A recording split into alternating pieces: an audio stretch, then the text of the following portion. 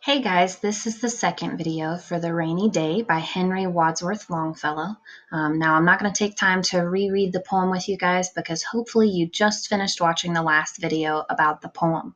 But I'm going to take a quick trip down a little bit of a side road with you and show you some really cool stuff going on with the theme. So in our last discussion, we looked at the theme of the poem being that even though every life has to have some dark and cold and difficult days, there is still hope and there's still sun shining behind the clouds, and it's not all going to be dark and dreary. Now, the words themselves are really powerful, okay? Into each life some rain must fall has actually been used in other songs. It's become common in a lot of our everyday conversations, and become something we all know and hear, okay? But we're going to do a little bit of a short biographical reading of the poem. So first, let me tell you what that is. A biographical reading is when we look at the biography of the poet and we look at how their life might have influenced what they were writing.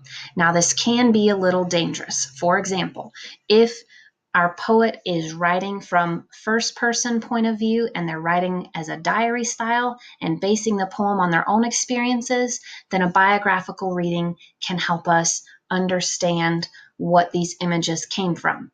But our poet could be writing from the perspective of a friend of theirs, and they could be watching that person's life and feel like they need to tell that person's story, or they could be commenting on something in society at the time. So we can never really be sure unless we find letters or a diary from the poet telling us why they wrote the poem. But it can still be kind of fun to guess. If for no other reason than it can give us some interesting ideas about why the poet was able to create such vivid, strong images, okay?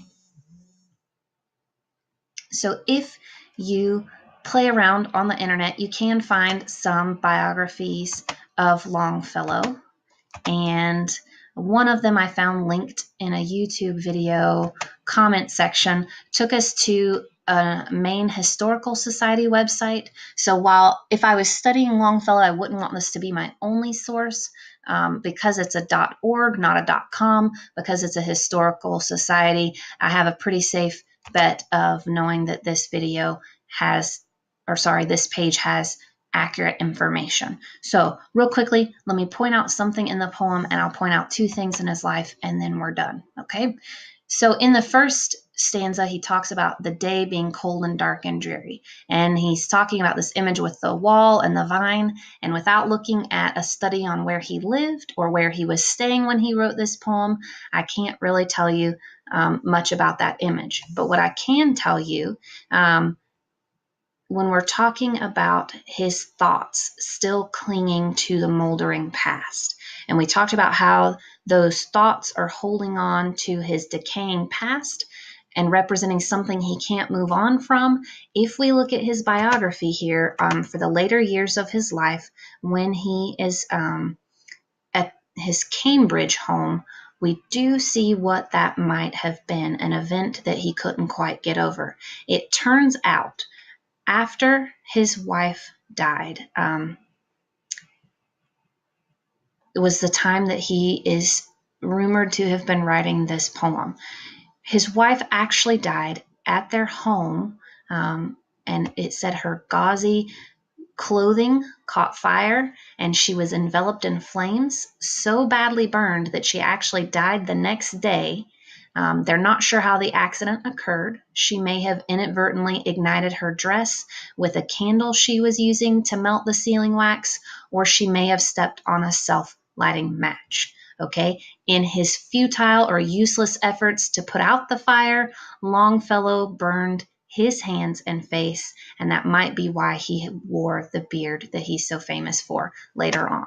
Okay, and one of the writers that I was reading, while it isn't necessarily a credible source, speculated that he actually might have been trying to put out the fire himself in the middle of the night and wasn't able to, and it was while she was doing her daughter's hair, and the whole event was just so graphic and tragic.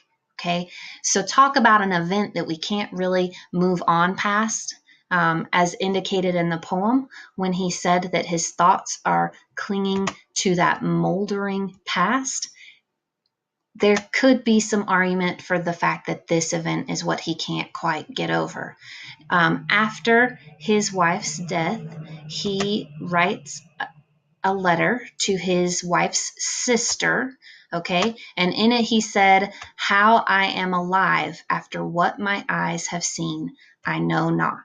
So he can't believe how dark it is and how he could even survive something so tragic. So definitely something his thoughts are clinging on to, okay?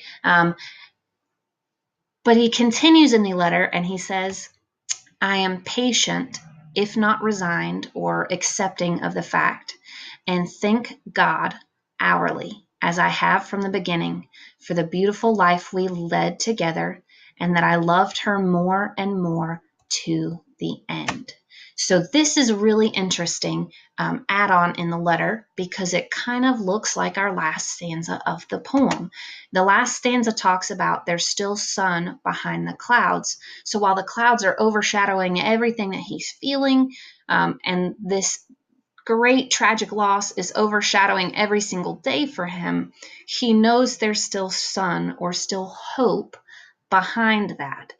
So if we go back to the biography, the sun here, if we're following the biographical reading, would be the fact that he had a beautiful life with her and that he loved her more and more to the end. So many people don't have that beautiful life where they spend that much time with the person they love. They fall bitter or their relationship falls apart, and his sun shining behind this horribly tragic event might be the fact that he had a beautiful marriage to begin with. And it looks like he's trying to be hopeful and use his faith to kind of get through this event. Okay, so remember, this is all guesswork here without him directly telling us why he wrote the poem. We don't know if this is what he wrote the poem about. But what we do know is that his experiences in these events might have given him the ability to choose such emotional images for us reading the poem and why we can connect to it so much. So some other examples in his biography that we could guess about, it continues to say that his son actually ran off to join the fighting in the Civil War, and that he was disapproving of his son deciding to do this, but he was actually also called twice during the war to care for his son because of illness or injury. So that could also be another day of dark and dreary and painful days. But the sun, the silver lining on that cloud might be that his son Charlie was able to survive and that he was able to spend much of his adult life traveling around the world.